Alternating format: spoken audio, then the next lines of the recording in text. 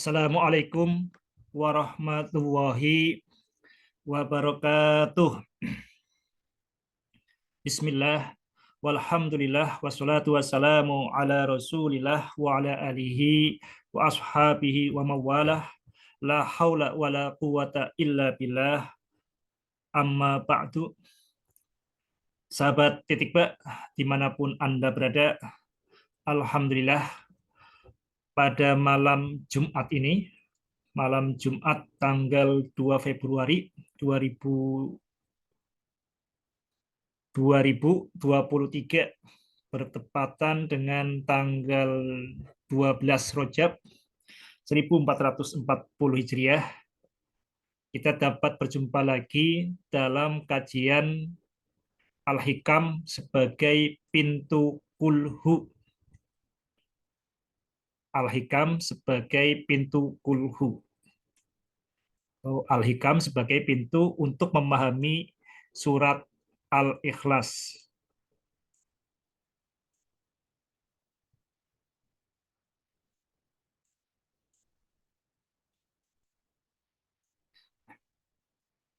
Seperti sudah saya sampaikan pada pertemuan yang kelima, sekarang yang keenam ya, pertemuan yang kelima, bahwa pada malam ini, pada kesempatan ini kita akan kembali masuk ke Al-Hikam. Setelah sebelumnya selama 5 kali kesempatan kita membahas pengantarnya Al-Hikam sebagai pintu, sebagai jendela untuk memahami Al-Quran, surat Al-Ikhlas, Al-Quran, surat yang ke-112. Bismillahirrahmanirrahim.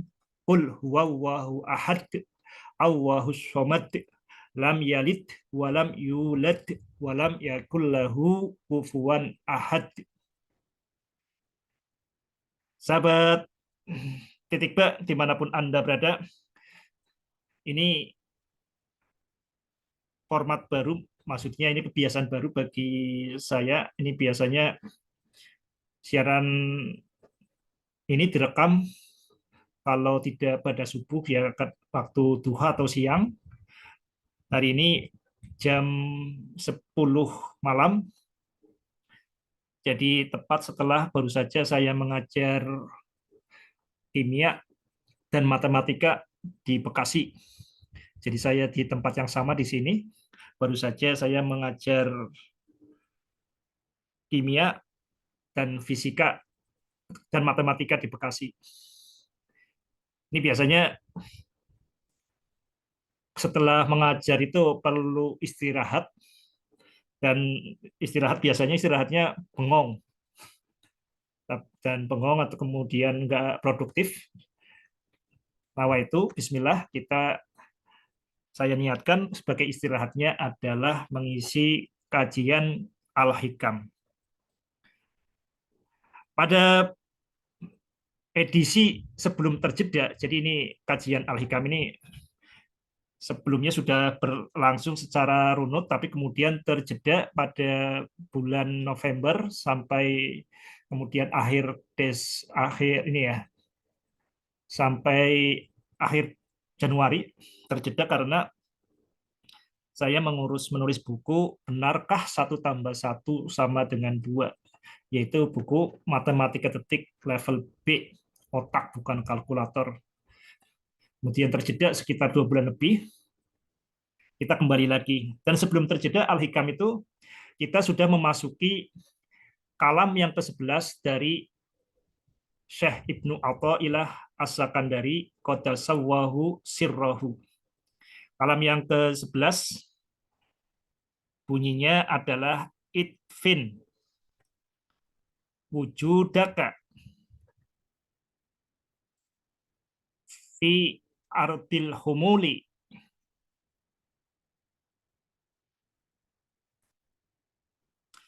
fama nabata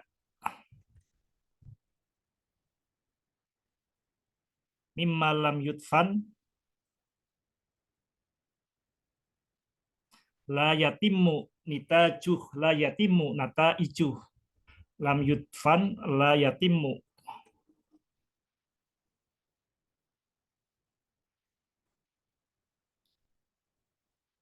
nitajuh. Idfin, kuburkan, benamkan, wujudaka, wujud perbuatanmu, wujud dirimu, fi ardil humuli, di dalam tanah kerendahan. Fama nabata, karena apapun yang tumbuh, fama nabata mimma lam yudfan, yang tidak ditanam, yang tidak dikubur, layatimu nitajuh, maka tidak akan sempurna tumbuhnya, tidak akan sempurna buahnya. Idfin wujudaka fi ardil humuli, fama nabata mimma lam yudfan layatimu nitajuh. Ini kalam yang ke-11. Hari ini kita akan memasuki kalam yang ke-12, yaitu manafa'al manafa'al qalba syai'un. Manafa'al qalba syai'un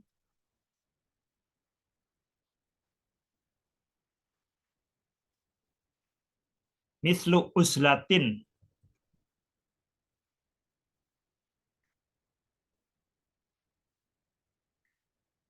yadkhulu biha. Manafa'al qalba syai'un mislu uslatin yadkhulu biha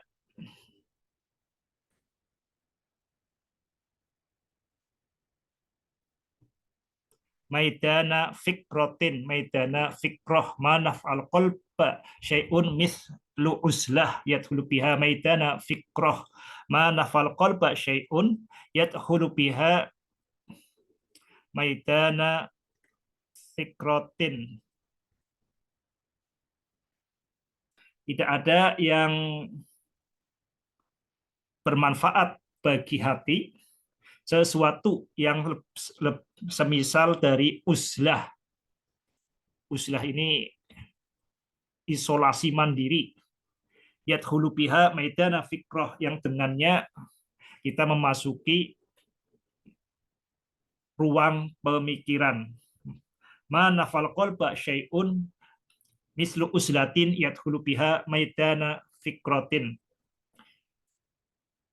Sahabat titik Ba, dimanapun Anda berada, jadi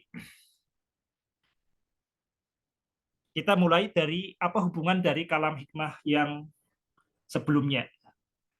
Idfin wujudaka fi ardil humuli fama nabata mimma lam yudfan la yatimmu nitajuh. Ini berarti pentingnya kita masuk ke ardil humul. Jadi kita masuk ke ardil humul di sini.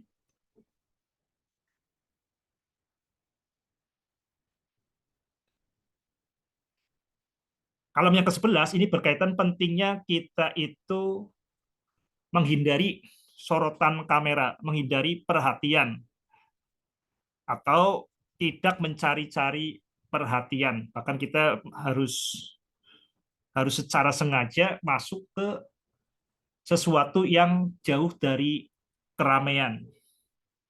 Karena alasannya apa? Fama nabata mimma lam yudfan layatimu nitajuh. Apapun yang tidak dikubur, yang tidak dibenamkan di bawah tanah, maka tumbuhnya tidak sempurna. Karena tumbuhnya tidak sempurna, ya gampang goyah, ataupun buahnya tidak maksimal. Nah, setelah kita masuk ke ardil humul, itu kita mau apa? Nah, di sini, ketika kita sudah masuk ke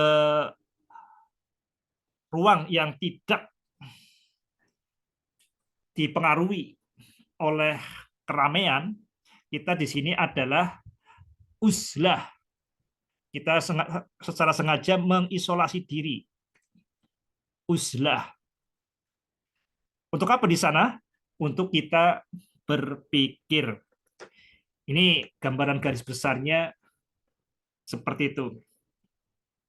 Sahabat titik Pak, dimanapun Anda berada, ini sesuatu yang sangat penting. Aktivitas manusia yang sangat penting adalah uzlah. Ini sangat penting, kenapa? Ya karena secara fitrah kita itu sebenarnya dalam kesendirian. Sahabat, walaupun di rumah ada keluarga, sebenarnya sahabat itu tetap dalam kesendirian. Yang bisa, yang Anda pikirkan, orang lain nggak tahu yang Anda pikirkan. Orang ngobrol, kita ngobrol dengan orang, itu pun sebenarnya pada dasar kita adalah kesendirian. Ketika kita ngobrol dengan orang, ini tetap saja yang berinteraksi adalah bagian-bagian yang paling luar, hal yang paling dalam kita alami sendiri. Jadi ini di Facebook ada kata-kata ini paling enggak kalau kita ke toilet, kita sadar bahwa tidak penting itu yang namanya hiruk pikuk, pujian cacian orang, karena kita itu sesungguhnya ya sendirian. Kita dalam kesendirian, kita dalam kesunyian. Sahabat titik bak dimanapun Anda berada, karena pada dasarnya kita itu adalah dalam kesunyian, makanya kalau orang yang tidak bisa mengelola kesunyian dirinya, maka dia sebenarnya mudah diombang-ambingkan. Untuk bisa memahami hal itu, mari kita tengok Nabi Muhammad SAW. Jadi kita bisa membagi dakwah yang dilakukan oleh Nabi Muhammad SAW itu dalam dua fase. Yang pertama adalah fase Mekah. Fase Makkah ini, jadi base camp-nya di Mekah. Ya tentu sesekali Nabi Muhammad keluar dari Makkah, tapi base camp-nya terutama di Mekah. Ini berlangsung hampir 13 tahun, dari 610 Masehi sampai 622 Masehi. Kemudian dilanjutkan fase Madinah. Fase Madinah ini berarti tahun hijrah ya. Hijrah ke Madinah ini 622 sampai kemudian Nabi Muhammad wafat 632. Fase Mekah dan fase Madinah. Ada hal yang sangat menarik yang mungkin sering dilupakan. Ya kita mungkin sudah sering membaca Sirah Nabawiyah, tapi kita sering lupa. Ya karena kalau kita tidak secara sengaja mencari, ya kita tidak menemukan. Jadi baik fase Mekah maupun fase Madinah ini didahului oleh peristiwa gua, oleh peristiwa uzlah. Jadi peristiwa gua. Jadi fase Mekah dimulai dari Gua Hiro, ya Gua Hiro. Fase Madinah dimulai dari Gua Sur. Jadi tidak ada yang lebih baik untuk memahami atau menggambarkan kalam hikmah yang ke-12 dari Syekh Ibnu Athaillah As-Sakandari, ma nafa'al qalba syai'un mislu uzlatin yadhulu biha maidana fikrah. Tidak ada yang lebih bagus untuk menggambarkan itu daripada uzlah yang dilakukan oleh Nabi Muhammad Shallallahu Alaihi Wasallam.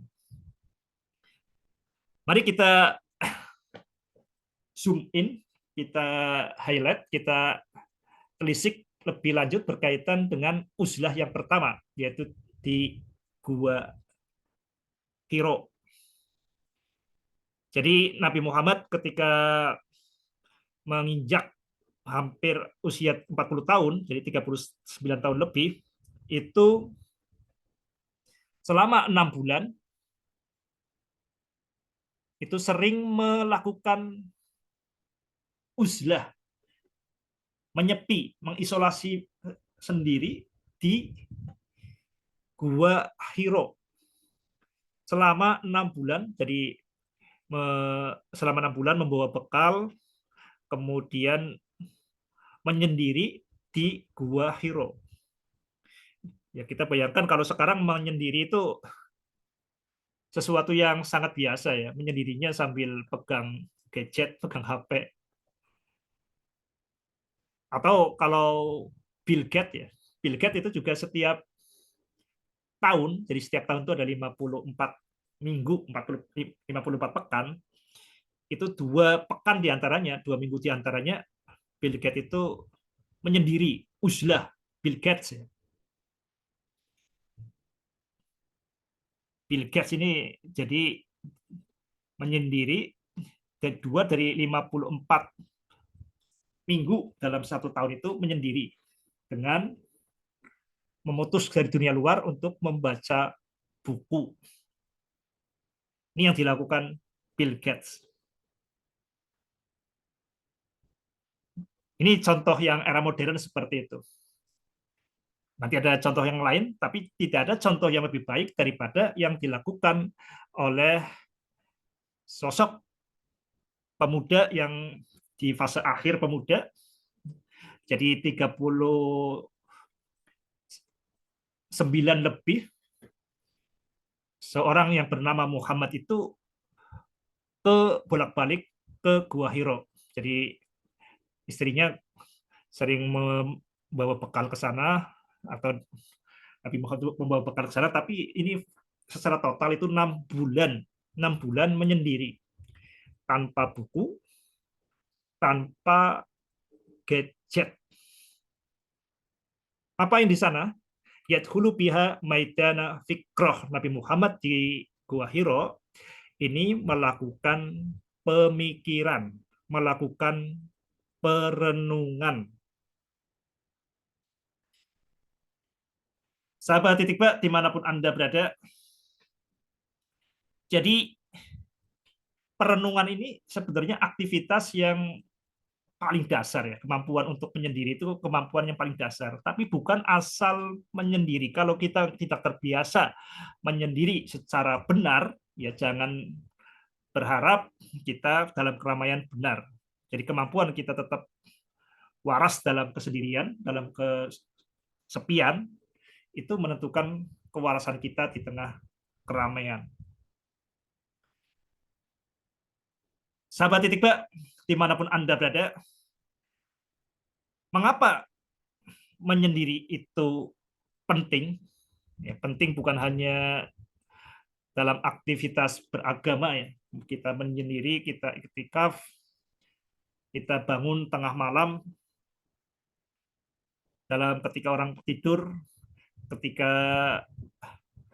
suara jam dinding yang biasanya tidak terdengar jadi terdengar karena begitu sepinya. Kenapa hal itu sangat penting? Pertama, itu adalah fitrah manusia.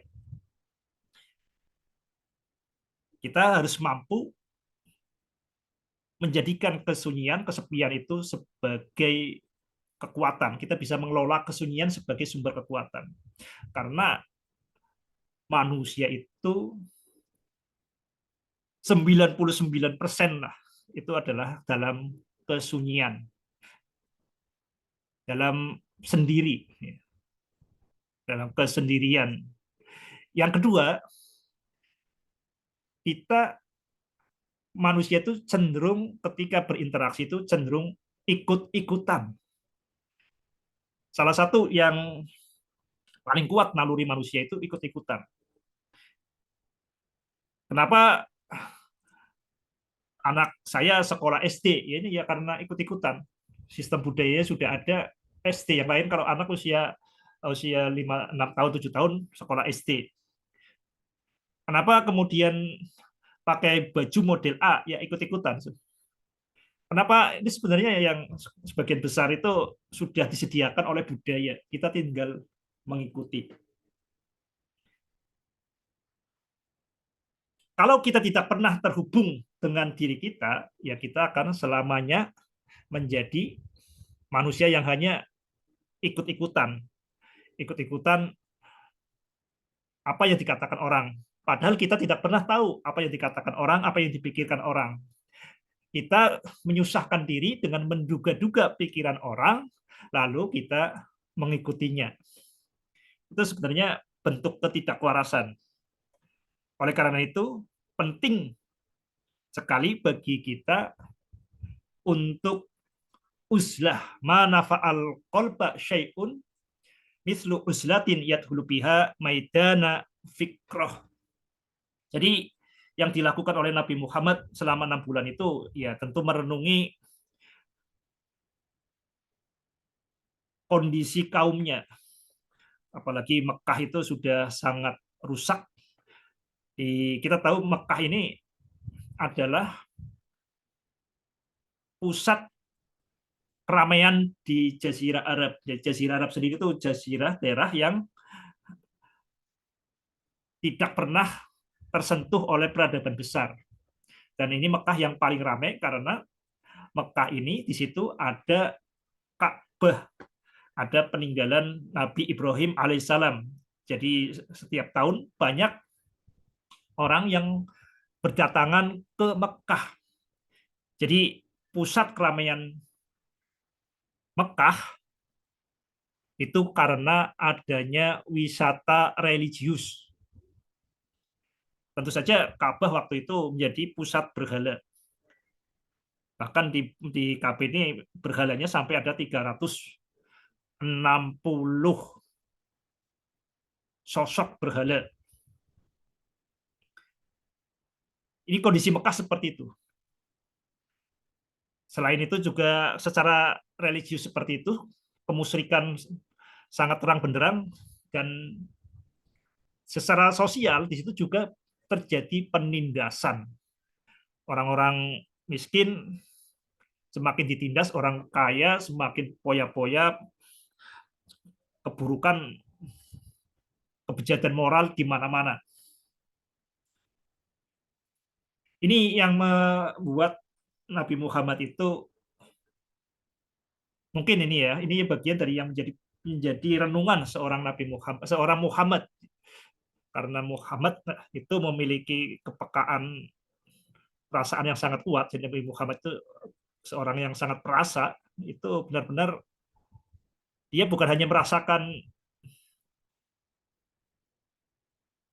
dirinya, tapi merasakan penderitaan umatnya.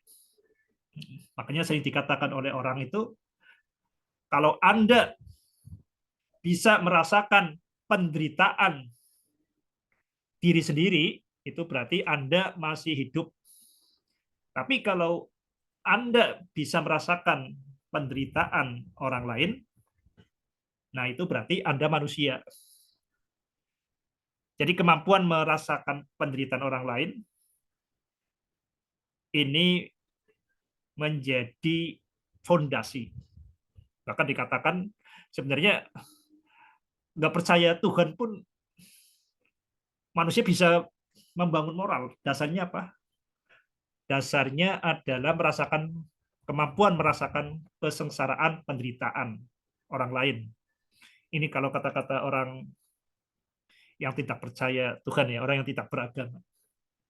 Tapi memang ya tadi ya, kemampuan untuk kemudian merasakan penderitaan orang lain itu yang menyebabkan diri kita itu lebih besar daripada sekedar Homo sapiens. Kita menjadi manusia kalau kita bisa melampaui diri kita, atau bahasa kerennya melakukan transendensi diri. Sahabat Titik Bak, dimanapun Anda berada, apa yang terjadi kemudian ketika Nabi Muhammad SAW selama belum jadi Nabi, ya, apa yang terjadi pada Muhammad ketika uzlah selama 6 bulan, ini mulai uzlah 6 bulan itu dimulai bulan Rabiul Awal. Di Rabiul Awal ini bulan ketiga, ya, Muharram, Safar, Rabiul Awal. Ini bulan ketiga. Kemudian sampai bulan ke-9, yaitu bulan Ramadan. Ini bulan ke-9. Jadi selama 6 bulan. Nah, pada bulan Ramadan tahun 610 Hijriah, 610 Masehi, dan juga diperkirakan tanggal 10 Agustus 610 Masehi, itu Nabi Muhammad dalam puncak uzlahnya datang malaikat Jibril menyampaikan perintah Allah yang pertama. Sahabat titik Pak, dimanapun Anda berada, sesuatu yang pertama itu secara psikologis, ini sesuatu yang paling penting ya, yang paling penting.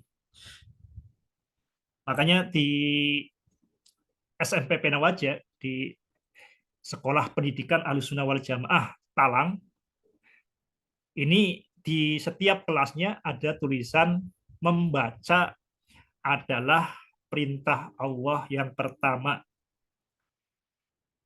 Membaca adalah perintah Allah yang pertama. Iqra bismi rabbikal ladzi khalaq. Cuma sangat disayangkan kemudian kata-kata membaca itu yang kebayang adalah membaca buku, membaca status Facebook, membaca pesan WhatsApp. Bukan itu. Itu membaca yang sekunder. Jadi yang membaca yang pertama adalah membaca ayat-ayat yang langsung dari Allah Subhanahu wa taala. Iqra bismi rabbikal ladzi khalaq. Ini sangat menarik ya. Jadi ini benar-benar sesuatu yang mengawali penjebolan sejarah. Kenapa penjebolan sejarah? Karena Nabi Muhammad itu lahir dan hidup di tengah-tengah bangsa yang umi, bangsa yang tidak mengenal baca tulis. Ya, mungkin ada yang sedikit beberapa orang yang bisa baca tulis, tapi baca tulis itu bukan sesuatu yang mainstream. Bahkan kalau kemudian orang itu mencatat syairnya, ini seorang sastrawan misalkan, ketahuan mencatat itu berarti dia itu reputasinya turun. Di sana bangsa yang sangat mengandalkan ingatan, bangsa yang baca tulisnya itu sangat rendah. Ya, ini sesuatu yang sangat aneh sebenarnya. 610 Masehi ini sebenarnya cukup kekinian. Kita bandingkan misalkan di Iskandaria, di Alexandria di Mesir, Alexandria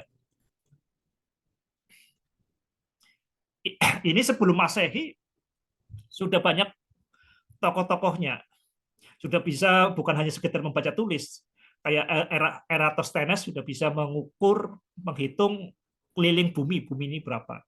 Pythagoras sudah menemukan teorema, merumuskan teorema. Di Babilonia ribuan tahun sudah memiliki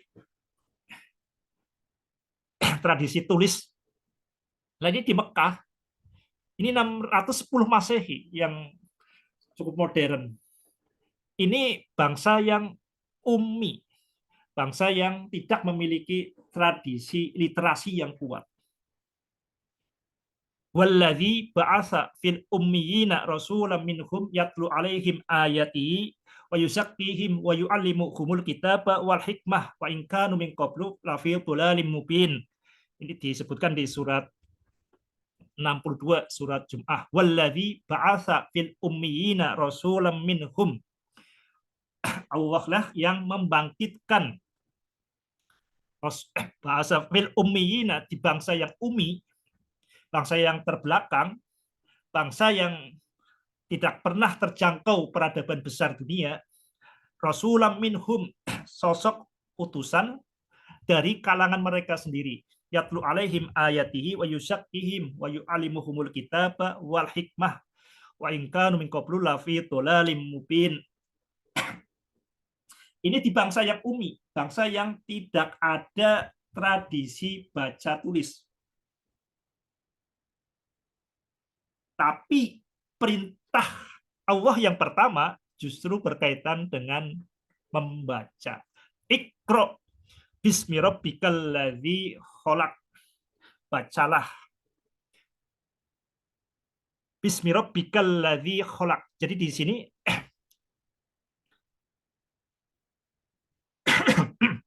Iqra, bacalah. Bacalah di sini nggak ada objeknya. Padahal kalau kita tahu yang namanya qoro'a, qara'a yaqra'u. Ini membaca ini perlu objek. Kalau bahasa istilah di grammar bahasa Arab, ini berarti perlu maf'ul bih. Ini adalah fi'il muta'addi, fi'il yang menghendaki adanya objek. Jadi membaca. Kalau bayangkan kalau Anda diperintahkan membaca, baca. Ya, kalau kemudian itu konteksnya harus jelas kan.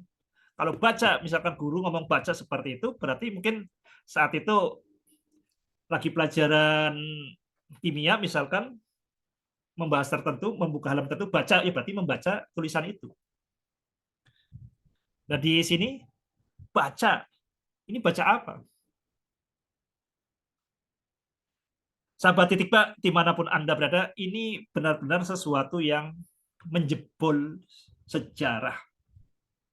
Walladzi ba'asa fil ummiyina rasulan minhum yatlu alaihim ayatihi wa yusakkihim wa yu'allimuhumul kitaba wal hikmata wa in kanu min qablu la fi dhalalin mubin. Dari bangsa yang tidak punya tradisi menulis, tradisi literasi, perintah yang pertama justru adalah bacalah. Tentu di sini membacanya bukan membaca catatan, membacanya bukan membaca apalagi status WhatsApp atau Facebook, tapi bacalah apa saja. Bacalah apa saja. Yang penting adalah sudut pandangnya. Yang penting adalah titik pandangnya. Yang penting adalah perspektif ketika membaca, yaitu Bismi rabbikal ladzi khalaq. Sahabat titik Mbak, dimanapun Anda berada, mari kita perjelas ini dengan perspektif titik Mbak. Jadi kita perspektif titik Mbak itu seperti ini. Ini bayangkan ini bagian ini ya, bagian dari lingkaran di sini. Jadi bacalah Iqra. Yang penting adalah sudut pandangnya. Jadi sini Iqra, bacalah. Bacalah apa? Nah ini bacalah adanya penting sudut pandangnya. Bismi. Nah ini hati-hati di sini Bismi Rabbika ini beda dengan Bismillahirrahmanirrahim. Ini banyak ada alifnya. Bismi Rabbika. Jadi di sini ada dua hal yang kita bisa bahas di sini. Iqra, bacalah. Bacalah apa saja? Bacalah apa? Bacalah apapun yang bisa dibaca. Yang bisa dibaca adalah di dalam titik ba, ini yang pertama adalah instruksi Tuhan, ucapan Tuhan. Jadi Al-Quran, suara Tuhan yang ada yang lebih dalam daripada diri kita sendiri. Kemudian diri manusia, anfus. Kemudian afak, alam semesta. Ini adalah yang bisa dibaca, maka disebut sebagai ayat. Iqra, bacalah. Bacalah apa? Bacalah apapun yang dapat dibaca. Apapun yang dapat dibaca disebut simbol. Apapun yang dibaca itu kan berarti sesuatu yang punya makna. Berarti disebut simbol atau ayat. Ayat itu apa saja? Ayat itu dijelaskan di surat Ad-Dzariyat. Sanurihim ayatina fil afaqi wa fi anfusihim hatta yatabayyana lahum annahul haqq awalam yakfi birabbika annau ala kulli syai'in syahid. Jadi ayat itu ada tiga. Sanurihim ayatina, ini kalau dari luar ke dalam ya, karena ini berkaitan dengan orang kafir ya. Kita bayangkan berdialog dengan orang kafir. Maka sudut pandang orang kafir itu sudut pandang dari luar ke dalam. Ini simbol yang paling luar, simbol yang ketiga. Sanurihim ayatina fil afaq, di alam semesta. Wa fi anfusihim, simbol yang kedua. hatta yatabayyana, sehingga jelaslah annahul haq, sesungguhnya Al-Qur'an ini benar. Jadi bacalah apa saja, yang penting adalah titik pandang Tuhan. Sahabat titik Pak, dimanapun Anda berada, inilah tujuan dari uzlah. Tujuan dari uzlah itu mengokohkan titik pandang Tuhan. Karena kita sebagai khalifatu wa fil ard, sebagai mandataris, sebagai duta Allah Subhanahu wa taala di dunia, maka kita ketika melakukan sesuatu itu harus atas nama Allah, harus minta izin, harus minta persetujuan Allah Subhanahu wa taala, harus atas nama Allah, harus mengucapkan bismillahirrahmanirrahim. Tentu kalau kita kemudian melakukan atas nama Allah, tentu yang lebih penting dari itu berarti kita harus menggunakan titik pandang Allah. Bayangkan seperti ini, kalau Anda kemudian mengatakan atas nama Jokowi, tentu yang Anda lakukan itu harus sesuai dengan kemauan, dengan visi misi Jokowi. Jadi tujuan kita uzlah itu adalah mengokohkan titik pandang Allah Subhanahu wa taala. Bismi rabbika. Sahabat titik Pak, dimanapun Anda berada. Jadi di sini pengokohan sudut pandang Allah itu sangat penting. Ini sangat penting untuk melawan kecenderungan kita melakukan validasi eksternal. Validasi eksternal itu apa? Ya kita melakukan sesuatu itu ikut-ikutan. Misalkan Anda melakukan sesuatu, ya berhias supaya dipuji orang, atau melakukan kajian titik B biar ini biar itu. Tapi tujuannya itu bersifat eksternal, misalkan ya, biar dipuji atau biar mendapat apa itu, mendapat klik ya, mendapat apa itu, monetis, mendapat keuntungan-keuntungan yang sifatnya dari luar. Ini sekilas bagus, tapi ini dalam jangka panjang itu merusak. Kenapa? Karena manusia itu pada dasarnya sendirian.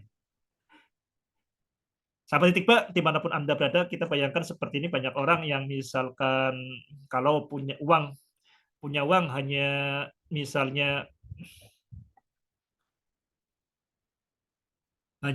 punya uang 3 juta. 3 juta kalau ditabungkan nggak kelihatan. Atau kemudian dilakukan usaha kecil-kecilan, nggak kelihatan, nggak keren. Tapi kemudian kalau dibelikan iPhone atau sesuatu yang keren, ya kemudian bahkan sampai ngutang ke orang, itu kelihatan keren. Tujuannya apa? Tujuannya mendapat validasi, oh kamu ini keren. Validasi eksternal yang lain, misalkan kalau seorang akademisi itu menulis artikel supaya disetujui teman-temannya, peer review. Berarti kita tuh melakukan sesuatu itu biar disetujui orang. Berarti ya kita tidak akan bisa menemukan sesuatu yang orisinil. Jadi ini penting sekali kita masuk ke dalam diri kita yang lebih dalam. Ya, ini ada yang lebih dalam daripada diri kita. Ini adalah mendengar suara Tuhan. Jadi kita mendengar instruksi apa kita ini mau menjadi apa, terus bimbingan Allah bagaimana. Sahabat titik Pak, dimanapun Anda berada, jadi ada yang lebih tahu diri kita daripada kita sendiri. Yang jelas yang secara biologi, yang diketahui biologi itu ada yang namanya instruksi yang ditulis dengan 4 kode. Kode yang disimbolkan secara ini suatu struktur biokimia yang kemudian oleh orang biokimia itu disebut sebagai disingkat dengan ATCG, itu huruf-hurufnya 4 huruf. Itu adalah instruksi Tuhan. Mengapa kemudian saya rambutnya hitam bukan pirang? Mengapa saya tingginya 170 bukan 2 meter, bukan 1,5 meter? Mengapa saya matanya 2, kupingnya 2? Itu sudah ada informasi sebelum saya sadari. Itu yang lebih tahu diri saya daripada saya, itu adalah ilmu Allah yang ada di struktur DNA. Jadi ada yang lebih dekat daripada diri kita. Wanahnu akrobu min hablil warid, dan kami lebih dekat daripada diri Anda, daripada urat leher. Jadi urat leher ini penghubung jantung dan otak di sini ya. Jadi lebih dekat daripada diri Anda. Itu adalah ilmu Allah. Dan apakah kemudian instruksi Allah itu hanya berupa DNA itu? Hanya berupa sesuatu yang fisik? Apakah ada instruksi Allah yang tidak berupa itu? Nah, ini kita perlu menjauhi, perlu paling enggak kita itu sesekali meninggalkan kebisingan dunia untuk uzlah yadhulu biha medana fikroh. Kita uzlah, kita kemudian merenung, merenung. Jadi dalam kondisi saya ini, apa yang Allah kehendaki bagi saya. Jangan kemudian pikirannya kemudian berkaitan membuat sesuatu itu untuk disetujui orang, untuk dikagumi orang. Jangan. Itu harus, yang apapun yang dari luar itu adalah sekunder. Sahabat titik Mbak, dimanapun Anda berada, ini hal yang sangat-sangat penting. Makanya sebenarnya ini saya menulis di Facebook, ya ini kritik ya, kritik terhadap Ibnu Taimiyah. Jadi Ibnu Taimiyah ini ada di Indonesia yang pakar Ibnu Taimiyah yang namanya Cak Nur, Profesor Dr. Nurholis Majid. Dia adalah pakar Ibnu Taimiyah. Disertasinya itu berjudul di Amerika ya, di Kanada atau Amerika. Itu berjudul Ibnu Taimiyah on Kalam and Falasifa. Ini ada yang diulang-ulang oleh Cak Nur di bukunya Islam Doktrin dan Peradaban. Ini ajaran dari Ibnu Taimiyah mengatakan al-haqiqatu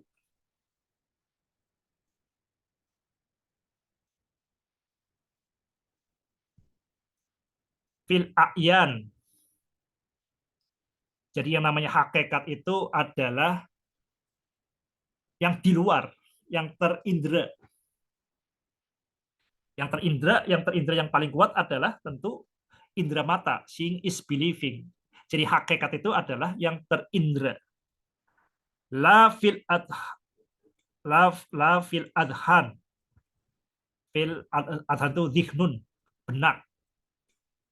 Jamak dari dhihnun, adhan.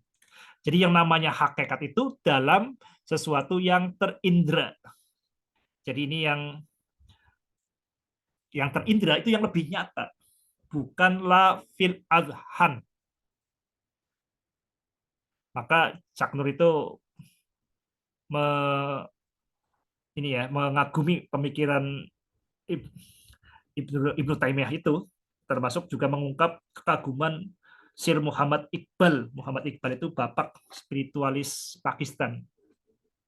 Dengan pola pikir al-haqiqatu fil a'yan la fil adhan, bahwa yang hakikat, kebenaran yang nyata itu adalah yang di luar, yang kita lihat ini yang lebih nyata. La fil adhan, bukan yang ada di pikiran. Jadi di pikiran itu sering banyak halusinasi. Dengan pola pikir itu, ini mendorong orang untuk melakukan penyelidikan di luar. Jadi bagaimana kalau kalau telur dijatuhkan, itu bukan hanya dikira-kira di pikiran, tapi dipraktekkan. Oh, telur dijatuhkan kalau ketinggian misalnya 10 cm nggak apa-apa. Jadi hal seperti itu lebih nyata daripada apa yang ada di pikiran. Pola pikir al-haqiqatu fil a'yan la fil adhan, ini yang mendorong orang untuk melakukan proses berpikir induksi, melakukan pengamatan, pengukuran. Ini sangat bagus ya. Ini kelihatan sangat bagus dan memang sains itu pertama kali tumbuh itu adalah dengan metode induksi, mengamati yang di luar kemudian melakukan perangkuman. Jadi itu sains awal yang disampaikan Ibnu Taimiyah ini kan berarti dari luar kemudian kita melakukan perangkuman. Ini proses induksi. Sahabat titik Mbak, dimanapun Anda berada, ini kelihatannya kalau zaman dulu, ini awal-awal ini kelihatannya bagus. Tapi sekarang kita tahu, induksi itu sebenarnya nggak ada. Induksi itu adalah bagian dari deduksi. Kita tahu sekarang orang bisa tahu misalnya jagat raya itu usianya 13,8 miliar, itu terutama bukan karena induksi, tapi karena deduksi. Jadi tidak ada yang diamati oleh a'yan, oleh mata, jika tidak ada pengamat. Maka keberadaan pengamat itu lebih jelas, lebih kokoh daripada yang diamati. Jadi jargon al-haqiqatu fil a'yan la fil adhan ini sudah usang dan sekarang ya tidak tepat ya. Tidak tepat untuk memandu peradaban, memandu sains tek, apalagi untuk berakidah. Al-haqiqatu fil a'yan la fil adhan. Nah, ini pola pikir yang seperti ini yang kemudian menjadi dikembangkan kalau kita konsisten dengan ini yang kemudian muncul paham mujasimah, tajsim dan sebagainya. Sahabat titik Mbak, dimanapun Anda berada, manaf al-qalba syai'un mislu uslatin yadkhulu biha maidana fikrah, ini menjadi dangkal, menjadi aneh kalau kita tidak meyakini bahwa yang lebih kokoh adalah kebenaran yang berada di dalam diri. Tentu saja yang paling kokoh adalah yang lebih dalam, yang lebih. Jadi kalau kita apa ya namanya, yang lebih kokoh tentu bukan yang lebih kokoh tentu adalah yang paling dalam diri kita. Jadi kalau disebutkan di ini yang namanya Al-Qur'an itu bukan yang di luar itu. Bal huwa ayatum bayyinatum fi suduril ladina utul ilm wa ma yajhadu illal zalimun. Jadi yang namanya Al-Qur'an itu bukan yang di luar, tapi yang ada di dalam diri orang. Jadi Nabi Muhammad itu mendapat Al-Qur'an dari malaikat Jibril dan kemudian Nabi Muhammad membacakannya, membuat Al-Quran yang berada di dalam diri setiap orang itu beresonansi.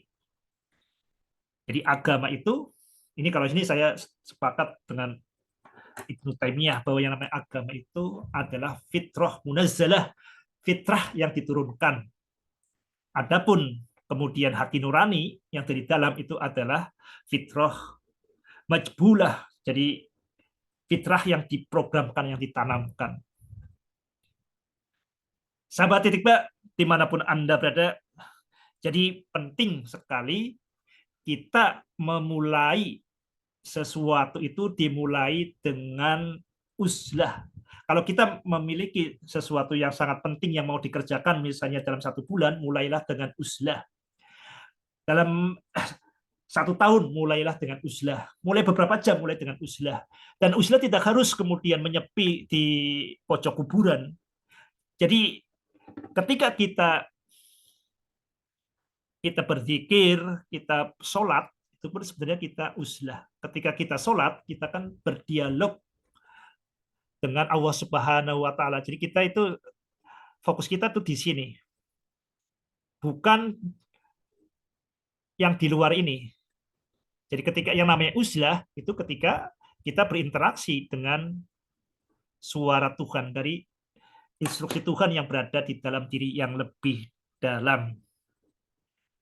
Demikian yang dapat saya sampaikan pada kesempatan kali ini. Insya Allah mudah-mudahan kita akan rekamannya setiap malam dan bisa lebih teratur. Demikian mudah-mudahan bermanfaat. Ya ayyuhalladzina amanu